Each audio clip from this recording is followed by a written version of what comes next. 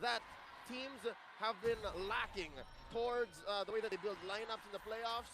And here this time around with that Rafaela, Holy Healing should be able to check in. Oh! Wow. All right, they already get an early flicker out from UA, taking quite a bit of damage here. But this is kind of what we have to expect, right? A little bit of push and pull between both teams because, like you were just mentioning, Leo, you know, Blacklist International has that Holy Healing available to them. But already Carl Teasy being quite aggressive himself, gonna get the flicker out and gets the first blood. Hold up. Is this the first time in forever we've seen Carl Teasy rock the Brenny Sports Lancelot skin? Oh, yeah. Wow. Yeah, good thing you noticed that, dude. That has to be like something to empower him, to motivate him that this is where it all began for me. Would that be his final form? Like, is that technically? I am him. That's it. Yeah. He is declaring this match has now begun. I am me. Yeah, and we were joking about it behind the scenes. Man, I can't believe the final form of Carl Teasy might actually be Tanks a Lot with hybrid build. Apparently, speak of the devil. He's grown. More than just. Yes. He has grown and he has become great. Turtle already up. Okay. Blacklist International trying to get in position here. Once again, though, Wise exactly isn't here. They might just be willing to trade it. And as they do, Carl Teasy going to secure that first turtle. It looked like, you know, Wise was trying to get some pressure on that purple buff, but he decided to just go back anyway. It was kind of spotted out. Yeah, tremendous read there by the members of Echo, specifically the Lolita on Yaoi. Now getting the vision there for Carl Teasy that Hey is here, that made Wise go back. And I believe the early death onto Oh My Venus, the lack of the level 4 there, meant that Black said, yeah, way too risky for us to lose anymore. Let's just back off. Already, something to note, here in the XP lane there's some action. They didn't do the double XP rotation. Yeah, which is puzzling to me because I thought we'd be seeing that all series long. But then they decided, okay, let's just go back to basics. It's going to be a long 7-game series. I feel like this is part of just the feeling out process. But then at the same time, Rafaela in the mid roaming around, helping the mid and the jungler roam around. It's more beneficial for them. Whoa. Oh, there's a lot happening here. The flicker in, Nuno Blast. Owl will fall. Top side, meanwhile, in the mid lane, a little bit of poking back and forth too, but already Echo gaining the momentum in this game one.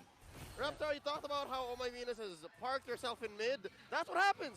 She couldn't help Owl. Yeah, and Owl just suffered a massive Numenon blast that made it possible because the other members of Echo were pushing back the other members of Blacklist around the middle portion of the map. That forced that to happen. Great call by Echo and great play. Oh, top side though, Owl once again going to be in trouble here. Feathered Airstrike pops the damage. Benny Cutie will get the kill. The sustain from the Holy Healing was not enough to deal with that. So yeah, the first time around it was just the two of them up top. Now they have Oh My Venus, but Sanji comes in. Yeah, it seems like Echo are treating the XP lane as just back to what we treated it in S9. It's just gonna be a dead lane. Sure, let them clear the minion waves. They will rotate. We'll put the pressure on the gold. Owl has been monstrous this playoffs. Echo is respecting that, and they want to stop that. Is this Echo dictating the pace, making their own meta the way that they want to? Are the Orcas swimming up against the wave that is Blacks International? Definitely. That is what you do when you're up against the Blacklist, against your rivals. Well, they just want to go ahead and give up the turtles here. Carl Teasy going to secure the second one. A lot of focus on the top side, though. Looking for a possible pick here. Blacklist International. Yeah, we're going to go ahead and charge that Nuno Blast up. Just help clear the waves. They kind of know, or at least they have a sense that something's going on here. Yeah, when you only see Edward in the turtle pit contesting, most likely Blacklist International has 3 or 4 roaming around together. Again, that's just familiarity by Echo, knowing that Blacklist would want to get one back over Benny Cutie to help Owl cash up just a little bit. Yep. It's basically saying, oh, Owl. That's what it's saying. He can't survive that. Will fall. Carl Teasy jumping to the backside, putting out the damage with the Thorn. Rose going to still go. Gets the flicker from Oh My Venus. There's the retribution being used as well. Still the follow-up going to come out through. Real world manipulation going to come down, forcing it under the turret. He charges up, finds the target. UA will fall. And Echo still in the driver's seat. Might be looking for another. Benny Cutie gets the cleanup kill. And now it's Oh My Venus and Edward. Here comes Carl Teasy again. Right on through. Edward trying to salvage the situation. Has to flicker out himself, but he's stuck to. Echo dominating. 40 coming in. It's like they lived in the top lane of Blacklist for the longest time. Chugga, chugga, chugga, chugga. I hear it coming. It's the Echo Express. And this is their signature play style. Play fast, farm fast, fight early, and they are taking it straight to Blacklist International. 3 deaths already for Owl. Look at that Harith already with a Feather of Heaven and Calamity Reaper in his hands. Less than 8 minutes in. 6K ahead, almost, at about, what, 5 minutes. That was the worst I've seen this game so far go for Blacks International.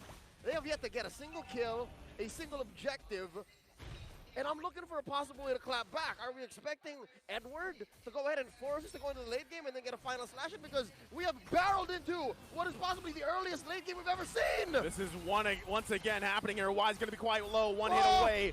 Goes down to Sanji. Carl Teasy securing the 3rd turtle of the game. Now Yawi on the run here. Blacklist looking for their first kill. Wow. Will get it with a torn apart memory. But now Echo getting in position to clap back in a counter play. Sanford going to show himself. The healing's going to be there, but here comes Carl Teasy going to force them back. Owl flickers out. Carl Teasy trying to go in, going to get stunned with the Holy Baptism, and the turret will fall.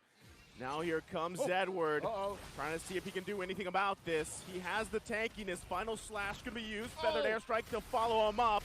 He's going to be taken away from the team with a split. In trouble now. Wise trying to help out.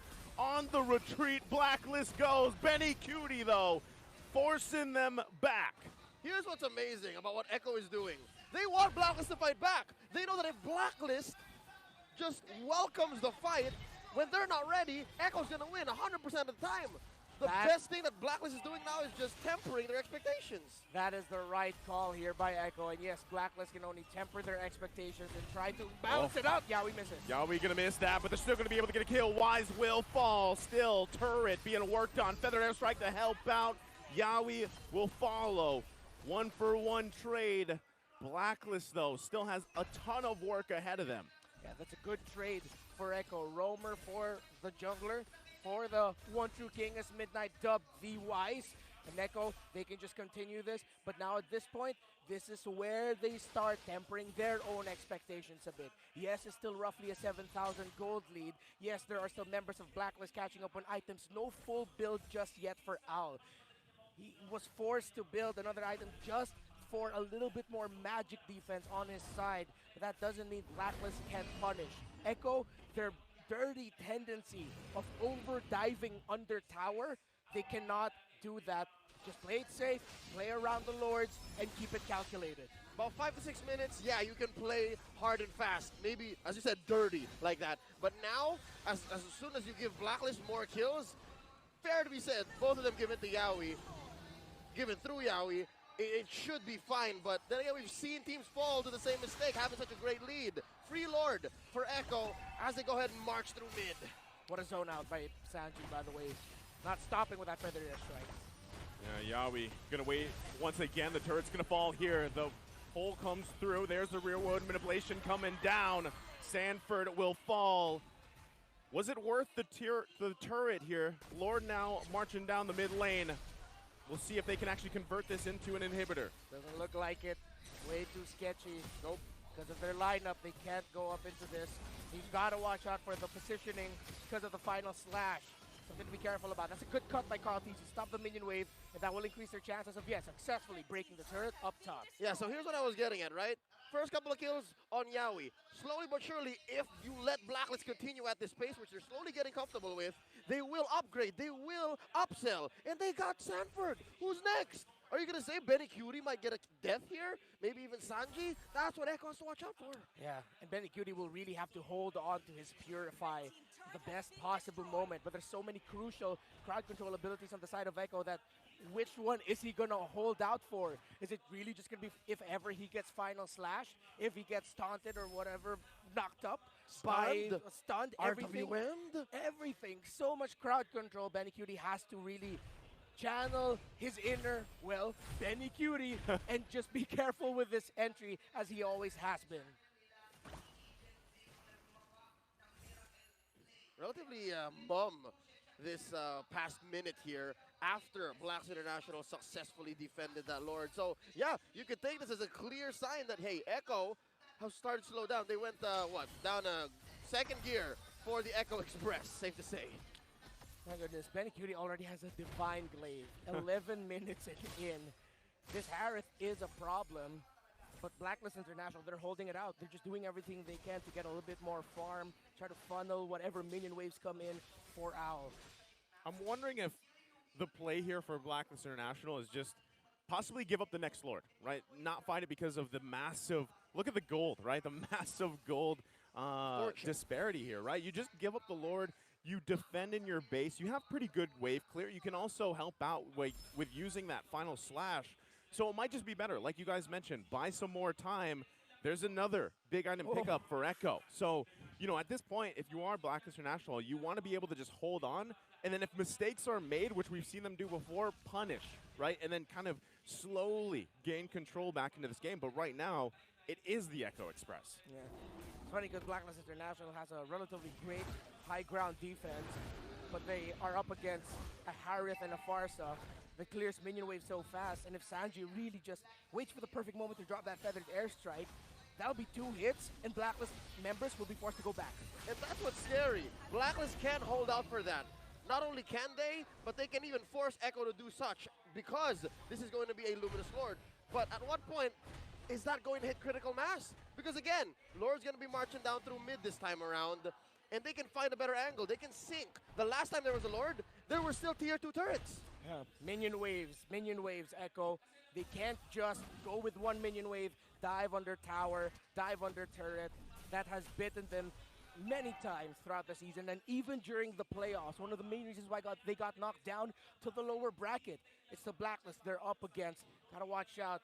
Benny Cutie just picked up a concentrated energy. There's gonna be a lot of regen for this Harith. I wonder if Echo will they actually try to brute force this? Well, here we go. Lord gonna go ahead and charge up. Blacklist International on the defense. Some more item pickups come through. Yaoi dealing with the final slash from Edward. Turret now falls. Concealed play going to be used here, looking for their own angle. Carl T's going to push them back. Benny Cutie using the Zombin force. Ooh. He's going to get cut off, though, quite low. RWM going to come down. The final slash from Edward, though, cleaning up the kill. Still going to be going. Yaoi going to charge up, buying some time. And now Sanji trying to hold on as well. The chase ensues. Flicker comes through.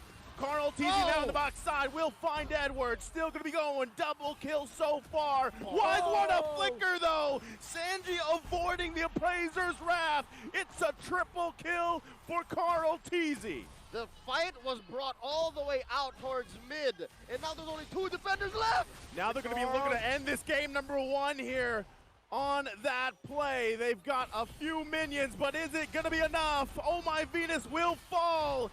And it's the Echo Express all the way through to game 1. The Orcas draw first blood. Game 1 taken here by Echo.